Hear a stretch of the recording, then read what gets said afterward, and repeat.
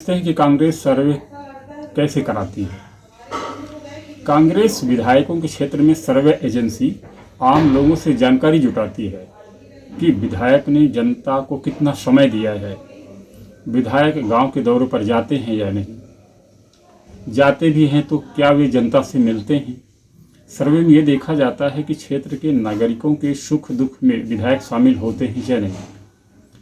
Party से भी विधायक की गतिविधियों की जानकारी ली जाती है और देखा जाता है कि विधायक बूथ कमेटी स्तर पर कार्यकर्ताओं से संपर्क में हैं या नहीं।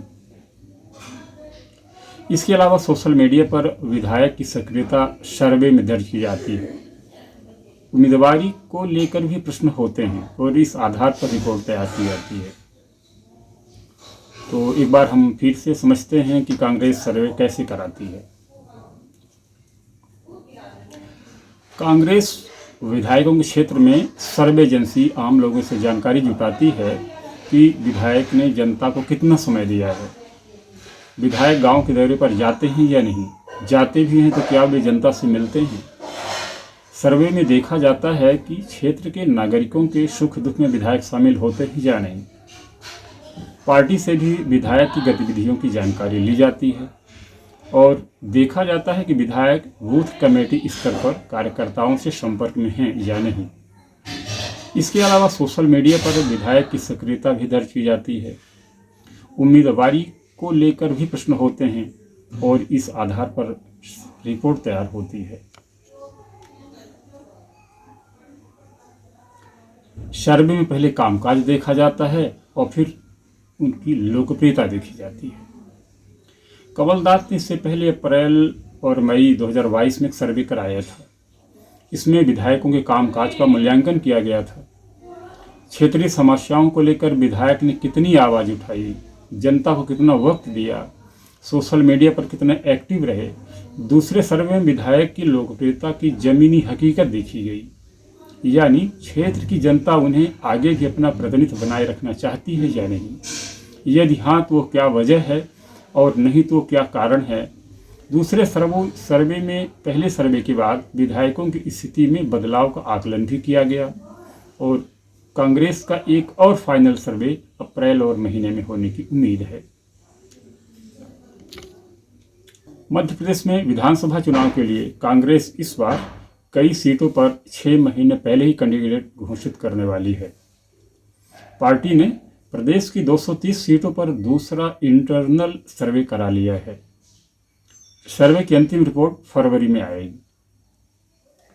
इसके मुताबिक कांग्रेस ने मौजूदा जो 95 विधायकों में से 37 विधायक और 17 पूर्व मंत्रियों के ग्राउंड स्थिति मजबूत पाई है।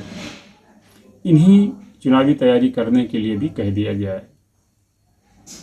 सर्वे में 69 सीटों पर चुनाव से 6 महीने पहले कैंडिडेट घोषित करने की सिफारिश की गई है। ये वे सीटें हैं जहां पार्टी बहुत कमजोर स्थिति में नहीं है।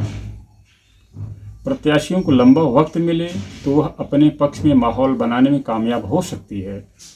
एक बात यह भी निकल कर आई है कि जहां भाजपा मजबूत स्थिति में है वहां बड़े नेताओं की जगह उनके बेटों को उतारा जाए। पार्टी के इंटरनल सर्वे पर प्रदेश कांग्रेस अध्यक्ष कमलनाथ ने कोई कमेंट नहीं किया है। बस इतना कहा है, हमारा फोकस पिछले 2 चुनाव में हारी सीटों पर जीत तय करना है। सर्वे में मौजूदा विधायकों में 54 की स्थिति बेहतर पाई गई है और 41 सीटों पर पार्टी अगले कुछ महीनों में निर्णय लेने की स्थिति में होगी। प्रदेश कांग्रेस उपाध्यक्ष व संगठन प्रभारी चंद्र प्रभाव शेखर ने कहा है कि चुनाव की तैयारियों को ध्यान में रखकर प्रदेश अध्यक्ष विधानसभा वार जनता की राय जानने के लिए सर्वे कराते हैं। जिले के अध्यक्ष से लेकर के ब्लॉक लेवल तक के पदाधिकारियों से फीडबैक लिया जाता है। पूर्व मंत्री एवं विधायक पीसी शर्मा ने कहा कि कमलनाथ सर्वे कराते हैं, इसका फायदा कांग्रेस को मिलता रहा है। 2018 के चुनाव हो या नगरीय निकाय चुनाव, सर्वे में कांग्रेस को सफलता मिली है। महीने पहले उम्मीदवार तय करने की सिफारिश की गई। सर्वे रिपोर्ट में 69 सीटें जहां कांग्रेस वर्षों से नहीं जीती है। सर्वे रिपोर्ट में ऐसी 69 सीटें जहां कांग्रेस वर्षों से नहीं जीती है, उन पर 6 महीने पहले उम्मीदवार तय करने की सिफारिश की गई। रिपोर्ट में कहा है कि यहां उम्मीदवारों के पास जनता के पास जाने का पर्याप्त समय होना चाहिए।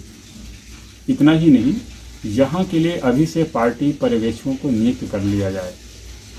69 सीटों पर पहले से उम्मीदवार तय न हो तो मुख्य रूप से रीवा, ग्वालियर, गोविंदपुरा, मंदसौर, इंदौर 4, उज्जैन उत्तर, रतलाम शहर, होशंगाबाद, पिपरिया, खंडवा, जबलपुर, कैंट व बालाघाट सीटों पर चुनाव से 6-7 महीने पहले प्रत्याशी तय किए जाने चाहिए।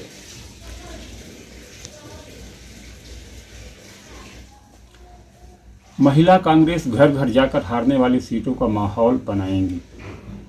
जिन सीटों पर कांग्रेस की लगातार हार हो रही है, वहां कांग्रेस नई नीति पर काम करेगी।